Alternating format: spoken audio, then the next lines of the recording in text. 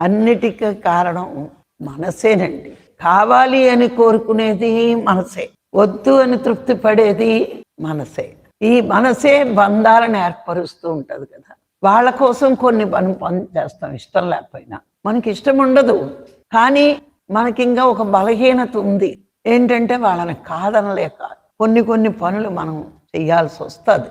కానీ ఇంకా సాధన పెంచుకుని ఇంకా జ్ఞానం పెంచుకున్నప్పుడు దాన్ని కూడా ఎదిరించగలిగే శక్తి మనకు వస్తుంది. లేదా ప్రకృతి ఈ బంధాలను మన నుంచి దూరం చేసేస్తుంది, వదిలేరు.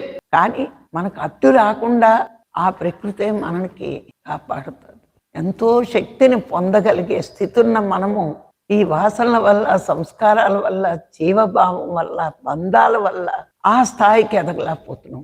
ఎంత స్థాయికైనా మనం ఈ దేహం ఉండగానే ఇంకో చోటకి వెళ్ళి పని చేయగలము, అంత స్థాయి ఉంది మనకి. లారీ అలాగే చేశారు. వాళ్ళ పై ఆఫీసర్ భార్యకి లండన్లో చాలా సీరియస్ అయిందట. ఒకరోజు ఈయన ఆఫీస్కి వచ్చేటప్పటికి ఆయన చాలా విచారంగా ఉన్నారు. ఏంటి సార్ అలా ఉన్నారు అని అడిగితే, మా ఆవిడకి చాలా సీరియస్గా ఉంది, డాక్టర్లు చచ్చిపోతారు అని చెప్పారు, నాకు చాలా బాధగా ఉంది, వెళ్ళే పరిస్థితి లేదు నాకు అని.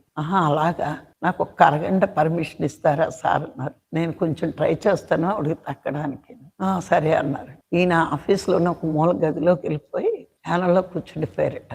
ఈయన ఇక్కడ కూర్చున్నారు కదా సూక్ష్మ శరీరం, అక్కడికి వెళ్ళిపోయింది. ఇదే రూపంతో నాకు సార్ పంపించారు, మీకు మందు ఇమ్మన్నారు అని ఆయన మందు ఇచ్చి ఆవిడ బతికించి ఈయన వచ్చేసాడు. ఇందులో వచ్చేసాడు. తర్వాత ఇంకో టెలిగ్రామ్ వచ్చింది వాళ్ళ సార్కి, మేడం సేఫ్ అని, బాగుంది అని. ఈయన ఏం చేశానని చెప్పలేదు. మహాత్ములు ఎవరు గొప్పలు చెప్పుకోరు కదా, ఈయన పని చేసేస్తున్నాడు. ఒకసారి ఆవిడ లండన్ నుంచి ఇండియా వచ్చి ఢిల్లీలో ఎక్కడో ఆ ఏరియాలో ఆఫీసర్ అయ్యి వచ్చి చూడు ఈయన చూసిందట. ఇదేంటి ఈయన ఎక్కడున్నాడేంటి అందట ఆవిడ.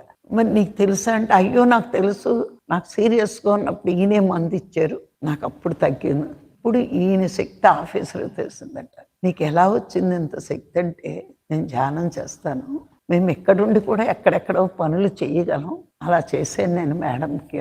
ఈయన శక్తి ఆఫీసర్కి అప్పుడు అర్థమైంది. ఓ ఇండియాలో అందరూ ధ్యానం చేస్తారంటారు కదా, మీరు ధ్యానం చేసి ఇట్లాంటి శక్తిని కూడా మీరు పొందగలరు అని ఆశ్చర్యపోయారట వాళ్ళు. అంటే ఎంత గొప్ప స్థితి, ధ్యానంలో ఎంత ఎదగొచ్చు. ఇవన్నీ లారీ జీవిత చరిత్రలో ఉంటాయి. అవన్నీ చదివితేనే కదా మనకు అర్థమవుతాయి. ఇప్పుడు ఇవన్నీ చదవడం బట్టి మనకి ఏమర్థం అవుతుందంటే, ధ్యానం ఎంత గొప్ప స్థితికైనా మనం ఎదగొచ్చు. ఎంత స్థితికైనా సాధన చేస్తే సమకూరు పనులు ధరణిలోన అన్నారు చూడండి, ఇదే.